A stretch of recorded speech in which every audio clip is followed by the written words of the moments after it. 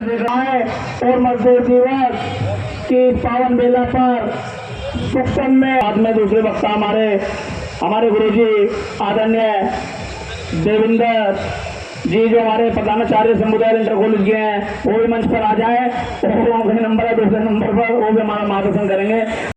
विजयनगर से चल के आए बहुत ही मजबूत गौतम व भारत वो अपने तमाम साथियों के साथ आए हैं। कमेटी उनको भी हार्दिक अभिनंदन वंदन स्वागत करती है और मंच पर अपना स्थान ग्रहण करें। और हमारे सूर्यकांत जी जो जिला अध्यक्ष है CSP कांग्रेस के, आशीष प्रेमी जी जो शहर अध्यक्ष है CSP मोर्चे कांग्रेस के, और मंच पर अपना स्थान ग्रहण करें। भाव जी अपने विचारों को हमारा आवेदन करें। परम पूज्य बोधिसत्व डॉक्टर B.R. अम्बेडकर आज की सभा के अध्यक्षता कर रहे, कौन करे भैया सभा के अध्यक्षता जी, और मंच पर चिर और परिचित सम्मानित समाज के वरिष्ठ कनिष्ठ और युवा साथी इस मंच पर सम्मानित मंच पर बैठे हुए मैं सभी का करीब करीब परिचित हूँ, जानता हूँ नाम से, क्योंकि ज़्यादा टाइम मुझे कहा 1 मिनट से ज़्यादा मत बोलियो, मुझे कहा 1 मिनट से ज़्यादा, तो 1 मिनट में तो मैं केवल संबोधन ही कर सकूँ, उससे क्या कर सकता हूँ, मैं ज़्यादा नहीं बोलूँगा। क्योंकि इस मंच पर 11 साल बाद मुझे पुनः आमंत्रित किया गया है।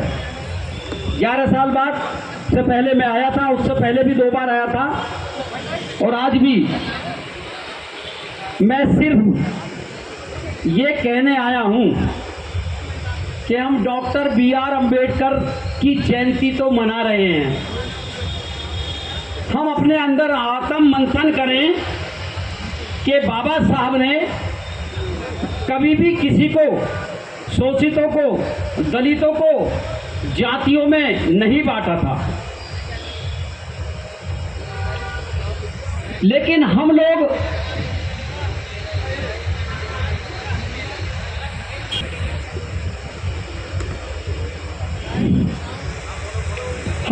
बटे हुए हैं। हम अभी आत्म मंथन नहीं कर पाए। हम लोगों को, अनुसूचित जाति वर्ग के लोगों को संकल्प लेना है और बेटी रोटी का हिसाब किताब करना, तभी समाज एक हो पाएगा। अगर बेटी रोटी एक करनी पड़ी तो निश्चित रूप से समाज जुड़ेगा, बहुत जरूरी है।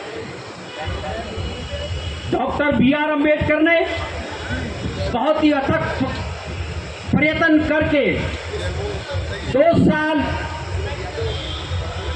6 माह 18 दिन में कॉन्स्टिट्यूशन को तैयार किया, और उसमें इस भारत में जो देश में जो सत्ता चल रही है उसकी व्यवस्था डॉक्टर B.R. अम्बेडकर ने अपने संविधान में दी। दुनिया में 208 देश हैं, 192 देशों में डॉक्टर B.R. अम्बेडकर की जयंती इस वर्ष मनाई गई है।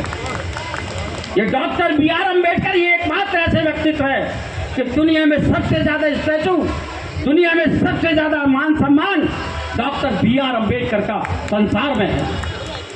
अमेरिका कहता है यदि मेरे देश में डॉक्टर B.R. अम्बेडकर पैदा होते, वो सिंबल ऑफ नॉलेज की उनको उपाधि देकर उन्होंने कहा यदि पैदा होते तो हमारे यहाँ के सूरज कहलाते।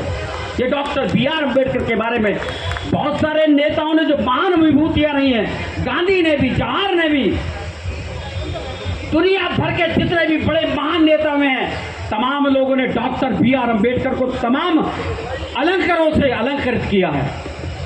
लेकिन बाबा साहब ने केवल दलितों के, शोषितों के, पीड़ितों के, कमजोरों के लिए ही काम नहीं किया। ये जो आज अब 1 मई है ना, और हम सब लेबर किस्म के लोग हैं, आज लेबर दिवस भी डॉक्टर B.R. अम्बेडकर को याद करता है। 12 घंटे काम करने का समय बदलकर 8 घंटे देकर डॉक्टर B.R. अम्बेडकर ने हमारे दलित शोषित समाज और लेबर वर्ग पर जो काम किया वो भुलाया नहीं जा सकता। चाहे प्रॉब्लम ऑफ रुपये, पैसों की समस्या हो, बैंकों को किस प्रकार का लेन देन करना होगा, क्या होगा, इस बार को समस्या को निवारण करने के लिए डॉक्टर B.R. अम्बेडकर में द प्रॉब्लम ऑफ रुपी देकर भारतवर्ष को एक सम्मान दिया है।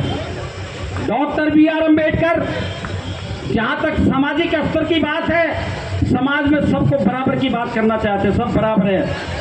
लेकिन मैं एक संदेश आपसे देना चाहता हूँ, भाई रोटी बेटी भी कर लो और एक और काम कर लो। भाई कब तक इस नौकरी के चक्कर में लगे रहोगे?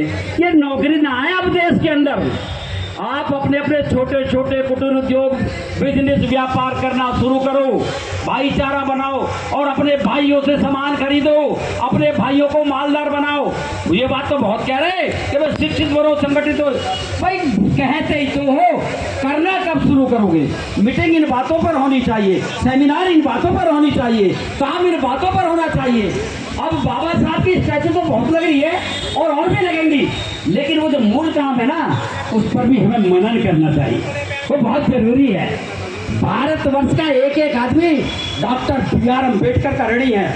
यदि हम अपने शरीर के जूते बनवा कर भी समाज के लोगों को बनाए तो हम डॉक्टर बी आर अम्बेडकर का ऋण नहीं उतार। आज तो मैं बोल रहा हूँ इस मंच के माध्यम से, ये डॉक्टर बी आर अम्बेडकर की देन है। ये कौन है डॉक्टर बी आर अम्बेडकर के इस मंच पर बोलने देता? अरे बाबा साहब ने वो दिया, स्वतंत्रता का अधिकार दिया, नीति निर्देश दे, फंडामेंटल राइट दे, कॉन्स्टिट्यूशन पढ़ना शुरू करिए। क्या व्यवस्था डॉक्टर बी आर अम्बेडकर ने की है? हर घर में कॉन्स्टिट्यूशन चाहिए। हमारा एपिक है, हमारा धर्म ग्रंथ है। डॉक्टर बी आर अम्बेडकर कॉन्स्टिट्यूशन को जितने भी 10वीं क्लास के हर तरह का हल्का भी है, भारी भी है, आप पढ़ना तो शुरू करिए, आपको पता लग जाएगा कि कैसे देश चलता है। मैं आपको बताना चाहता हूँ, 1 मिनट को कहा बोलने को तो 2 घंटे बोल सकूँ, मुझे कोई दिक्कत ना। पर भाई मैं, क्योंकि बहुत सारे मंच के लोग हैं कि यूँ ही बोल का मुझे बोलने का मौका ना दिया। मैं सब लोगों से बस निवेदन कर रहा हूँ, काम बढ़ाइए, शिक्षा पाइए। शिक्षा के काम और भी होते हैं, यही नहीं कि भाई पढ़ाइए। अरे पढ़ाइए पर तुम क्यों ना पढ़ाते? घर में बैठे ताश खेल लो, तुम्हारी जिम्मेदारी बनती है। अगर तो जब पढ़ लिख के रिटायर होने के बाद भी अगर तुम समाज के 10 बच्चों को नहीं पढ़ाओगे, ये किसकी जिम्मेदारी है? ये हमारी जिम्मेदारी है। पढ़े लिखे लोगों को, बच्चों को पढ़ाना चाहिए समाज, और जिनने कुछ पा लिया, चाहे IAS बन गया, PCS बन गया, अगर वे ये नहीं सोच रहा जो लास्ट की पंक्ति में, चौथी पंक्ति में, आखिर की पंक्ति में खड़ा है, यदि उसके कल्याण की बात नहीं करता तो उसका IAS और PCS बनना बेकार है, किसी काम का नहीं है। उसका सम्मान की जरूरत नहीं है। सम्मान उसका होना चाहिए जो गरीब के बच्चों को गोद लेकर उसको पढ़ावे लिखावे, उसकी मदद करे, सहायक बने। ऐसे काम की आवश्यकता है। हमें भाईचारा बनाकर एक रहना है। बहुत सारी बात हो सकती थी, कह सकता हूँ, क्योंकि बहुत सारे मंच पर आसीन है। फिर कभी बोलूँगा। जय भीम, जय भारत। धन्यवाद मुझे बोलने का मौका दिया।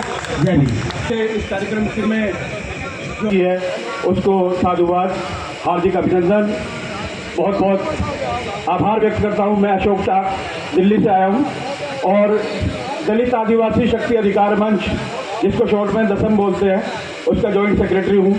साथियों, हमारा काम सीवर कर्मचारियों के लिए है, जो सीवर कर्मचारी दिल्ली जल बोर्ड में और कई एजेंसीज में दिल्ली में काम करते हैं।